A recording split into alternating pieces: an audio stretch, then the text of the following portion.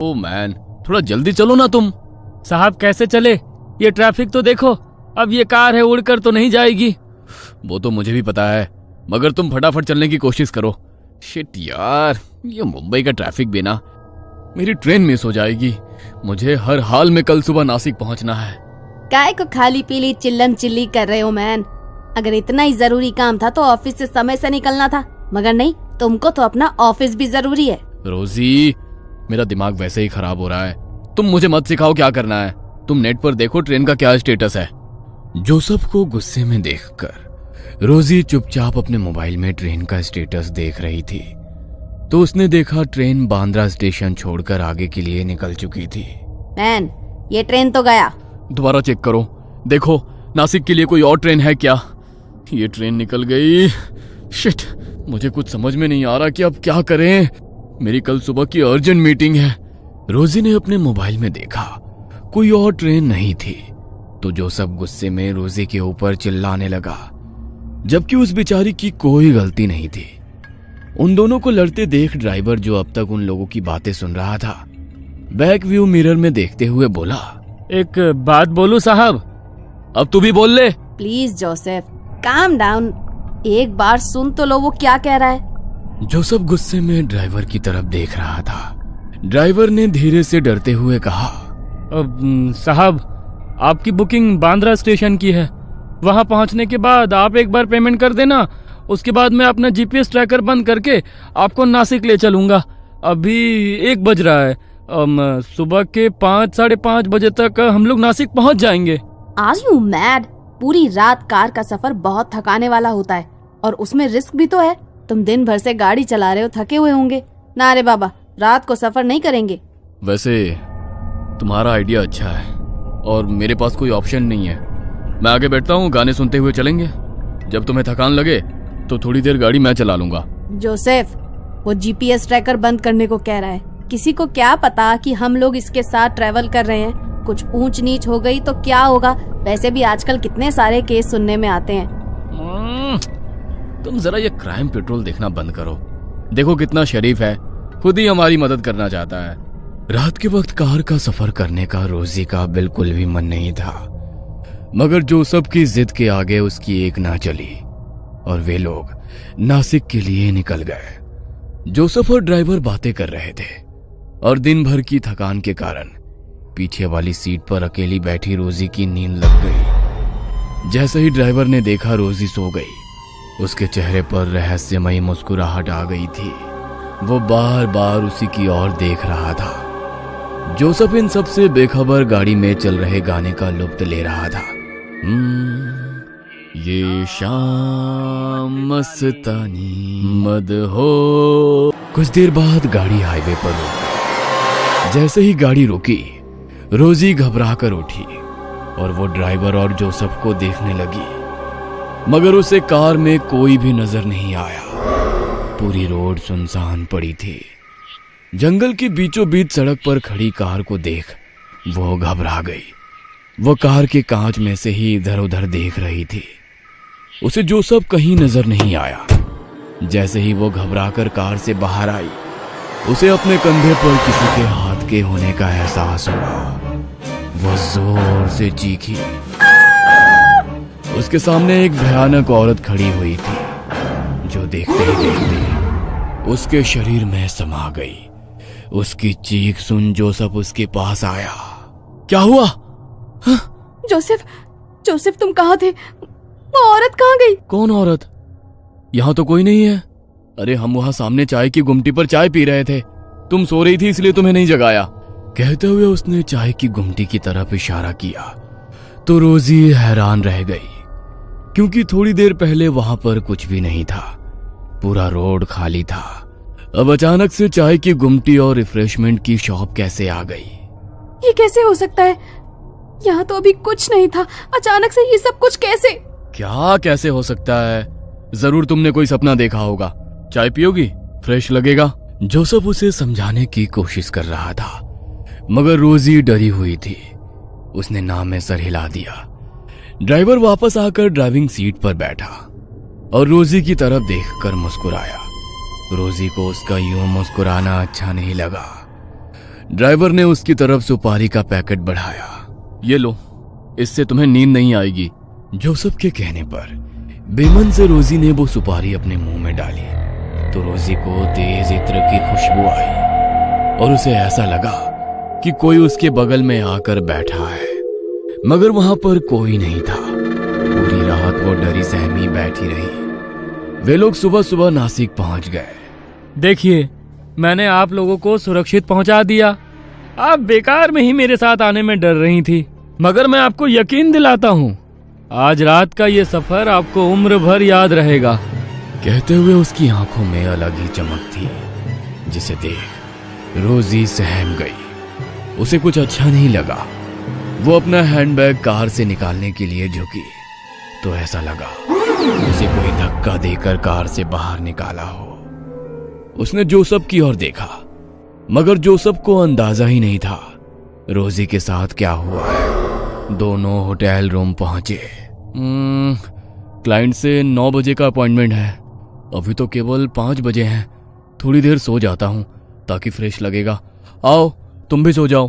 कहते हुए उसने रोजी को अपने पास बुलाया, मगर रोजी का मन खराब था तो वो रूम की बालकनी में जाकर बैठ गई। सुबह का उगता हुआ गुलाबी सूरज, ठंडी ठंडी हवाएं, चिड़ियों का कलरव उसके बेचैन मन को थोड़ा सा शांत कर रहा था।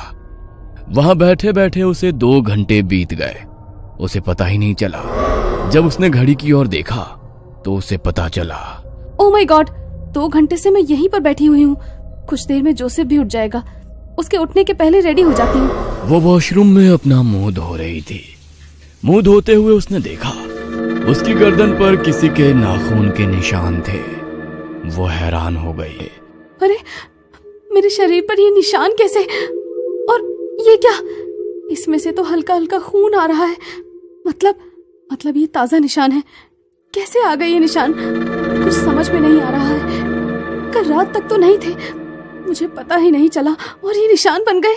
वो उन निशानों को देख ही रही थी कि उसे जोसेफ की आवाज सुनाई दी। रोजी, पिछले 1 घंटे से वॉशरूम में क्या कर रही हो? मुझे भी तैयार होना है, क्लाइंट हमारा वेट कर रहा होगा। जोसेफ की बात सुनकर रोजी हैरान हो गई कि वो अभी तो वॉशरूम आई थी। 1 घंटा कैसे हो गया? वो केवल मुंह धोकर बिना नहाए ही वॉशरूम से बाहर निकल गई और ड्रेसिंग टेबल के सामने खड़े होकर अपने बालों को संवार रही थी। तभी जोसेफ रेडी होकर उसके पीछे खड़ा था। रोजी, क्या हुआ? तबीयत ठीक नहीं है क्या? पिछले आधे घंटे से देख रहा हूं तुम कांच के सामने केवल हेयर ब्रश लिए खड़ी हो। क्या हुआ है, बोलो। जोसेफ की बात सुनकर जैसे ही रोजी ने देखा, जोसेफ रेडी था, मगर रोजी का तैयार होना बाकी था। यहां तक कि उसने कपड़े भी नहीं बदले थे। उसे समझ नहीं आया कि केवल कांच के सामने खड़े खड़े इतना समय कैसे निकल गया। रोजी, तुम्हारी तबीयत ठीक नहीं लग रही है। शायद रात में ट्रैवल किया है, इसलिए तुम्हें अनईजी लग रहा है। नासिक पहुंचकर भी मैंने कहा था थोड़ी देर आराम कर लो, मगर तुम बालकनी में बैठी थी। अब ऐसा करो, तुम आराम करो, मैं क्लाइंट से मिलकर आता हूं। कहते हुए जोसेफ रूम से बाहर चला गया। होटल के उस बड़े से कमरे में रोजी अकेली थी। वो अभी भी वही ड्रेसिंग टेबल के सामने बैठी थी। उसकी आंखों के नीचे काले घेरे नजर आने लगे। वो वहां से जैसे ही उठी, आईने में से एक हाथ बाहर आया और उसने रोजी का गला दबाया। वो डरते हुए पलटी। कौन है? कौन है यहाँ पर? कांच में उसे उसी भयानक औरत की शक्ल नजर आ रही थी जो उसे रास्ते में मिली थी। रोजी डरते हुए कांच से 2 कदम दूर हटी, मगर वो औरत रोजी के और करीब आ गई। कौन हो तुम? कल रात से मेरा पीछा क्यों नहीं छोड़ रही हो? चली जाओ यहाँ से, प्लीज चली जाओ। कहते हुए रोजी अपने आसपास रखे हुए सामान से उस औरत पर वार करने लगी, मगर उस पर उन वारों का कोई असर नहीं था। वो धीरे धीरे रोजी की तरफ आगे बढ़ रही थी। रोजी पलंग पर जा गिरी। वो भयानक औरत उसके सीने पर सवार हो गई। रोजी को लगा अब वो नहीं बचेगी। डरते हुए आंखें बंद कर ली, मगर कुछ देर बाद जब उसने आंखें खोली तो उसके आसपास खून ही खून फैला हुआ था। यह देख वो डर गई। उसके सीने पर सवार वो औरत कच्चा मुर्गा चबा रही थी। जैसे ही रोजी ने आंखें खोली, उस औरत ने उसकी गर्दन पर अपने दांत गड़ाए और उसका खून चूस कर गायब हो गई। तभी दरवाजे की घंटी बजी। बाहर जोसेफ था।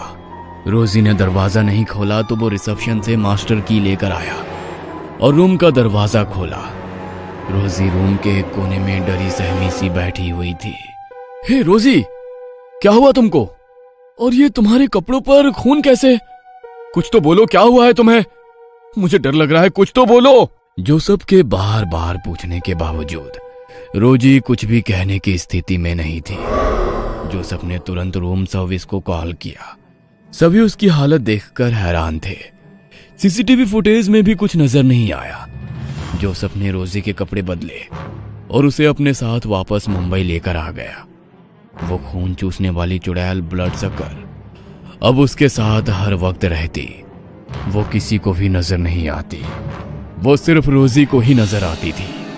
रोजी उसके सामने आने के बाद अजीब व्यवहार करती थी। धीरे धीरे उसका शरीर सूखता जा रहा था।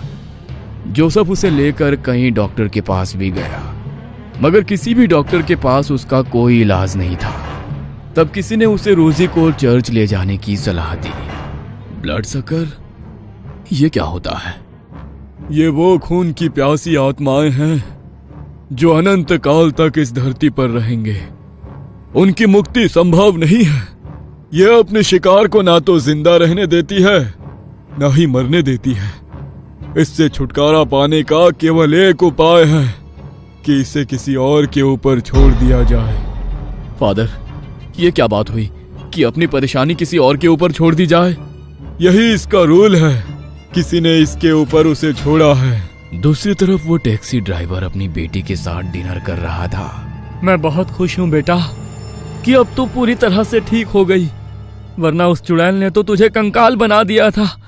उस रात वो मेम साहब के ऊपर मैंने तेरी कहते हुए वो मुस्कुराने लगा। जोसेफ आज भी रोजी की गिरती हालत से परेशान है। ब्लड सकर उसे ना ढंग से जीने दे रही है और ना मरने। जोसेफ का ज़मीर उसे किसी और के ऊपर छोड़ने की इजाजत भी नहीं दे रहा है। उस रात अनजान व्यक्ति के साथ किया गया रात का सफर जोसेफ और रोजी की जिंदगी में हमेशा के लिए दुख की लंबी रात बनकर आ गया। कहीं आप भी तो ऐसे किसी अनजाने सफर पर नहीं है? सावधान।